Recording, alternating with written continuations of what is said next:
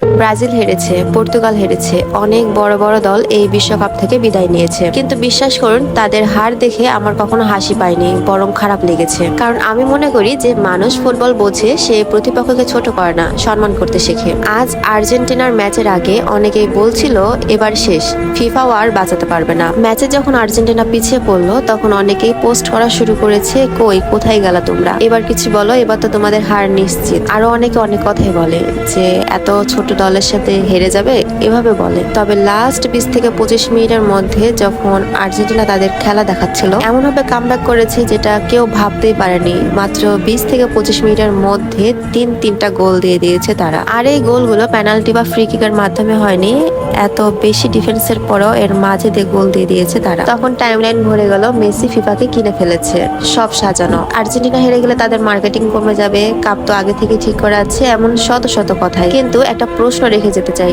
যখন মেসি বছরের পর বছর সমালোচনা শুনেছে, যখন ফাইনাল হেরে কেঁদেছে, যখন তাকে ইন্টারন্যাশনাল ফ্লপ বলা হয়েছে, তখন কি একবারও বলেছিলেন আনলাকি ছিল বা দুর্ভাগ্য ছিল? তখন তো ট্রল করতেই সবচেয়ে বেশি আনন্দ পেয়েছিলেন। যাই হোক, একটু বলি, এই যে আমাদের আর্জেন্টিনা ব্রাজিলের শুট দেখছেন, এটা কিন্তু ফুটবল খেলার প্রায় 1 মাস আগে থেকে ভেবে রেখেছিলাম, কিন্তু এত বেশি কাজের প্রেসারে ছিলাম যে এই খেলাটা ফুটবল খেলা শুরু হওয়ার পরে শুট করতে গেছিলাম। শুটগুলো খুবই সুন্দর হয়েছিল, তবে যে কয়টা পিকচার তুলেছি অনেক সুন্দর সুন্দর ছিল, পিকচার বেবি সব আপলোড করা হয়েছে। আপনারাও এরকম ছবি তুলতে চাইলে অবশ্যই নাদিম আহমেদ সাদ ফটোগ্রাফি পেজে নক দেবেন। এখানে আউটডোর শুটের পাশাপাশি বিয়ের প্রোগ্রামের জন্য অনেক বেশি বুকিং আসে বা বুকিং করা হয়। আপনাদের সুন্দর দিনে অবশ্যই এখানে বুকিং করবেন, দেখবেন অনেক ভালো ভালো পিকচার এবং ভিডিও পেয়ে যাবেন ইনশাল্লাহ। এই ভিডিওটাও অনেকদিন আগে আপলোড দেওয়ার কথা ছিল, কিন্তু আসলে সময় হয়ে ওঠেনি, সুযোগ হয়ে ওঠেনি। তবে কালকের খেলাটা দেখার পরে মনে হয়েছে আর্জেন্টিনাকে নিয়ে কিছু বলা উচিত আমার। আর সেই অনুভূতিটা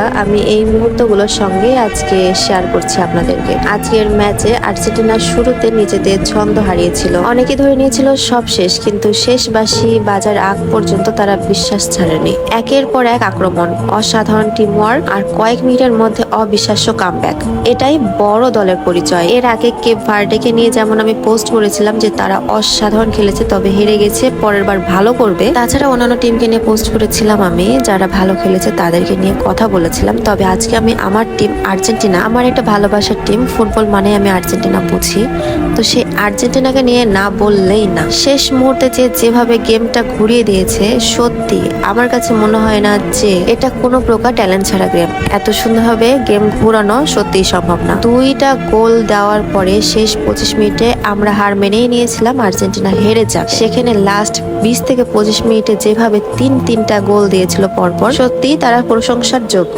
আর যারা এখনো বলেন ফিফা কিনে ফেলেছে, তাদের শুধু এতটুকুই বলবো, পৃথিবীর সবচেয়ে বড় ফুটবল আসলে কোটি কোটি মানুষের সামনে প্রতিটি অফসাইড, প্রতিটি ফাউল, প্রতিটি সিদ্ধান্ত সবাই দেখে। মতের অমিল থাকতে পারে, কিন্তু সব জয়কে ষড়যন্ত্র বলে উড়িয়ে দেওয়া, খেলাটাকে অসম্মান করা। আমি শুধু আর্জেন্টিনার জয় দেখিনি, আমি দেখেছি বিশ্বাসের জয়, দেখেছি শেষ পর্যন্ত, শেষ মুহূর্ত পর্যন্ত লড়াই করার মানসিকতা। আর এই শিক্ষাটাই আমি নিজের জীবনেও রাখতে চাই, শেষ না হওয়া পর্যন্ত কখনো হাল ছেড়ে দেওয়া যাবে না। ব্রাজিলকে সম্মান করি, পর্তুগালকে সম্মান করি, জার্মানিকে সম্মান করি, এমনকি যারা হেরেছে, বিশ্বকাপ থেকে বিদায় নিয়েছে, তাদের সবাইকে সম্মান করি, কারণ তারা লড়াই করেছে। আর আর্জেন্টিনাকে অভিনন্দন, কারণ তারা প্রমাণ করেছে দেওয়ালে পিঠ থেকে গেলেও কামব্যাক করা যায়। কামব্যাক শুধু ফুটবলে নয়, জীবনেও সম্ভব। নিজের দলকে ভালোবাসুন, অবশ্যই ভালোবাসুন, কিন্তু অন্যের প্রিয় দলকে অপমান করে নয়। ফুটবলের সবচেয়ে সুন্দর জিনিসটা হলো ট্রোল নয়, সম্মান। আর আজকের ম্যাচ এটা শুধু একটা জয় ছিল না, এটা ছিল বিশ্বাসের, ধৈর্যের আর শেষ মুহূর্ত পর্যন্ত লড়ে যাওয়ার গল্প।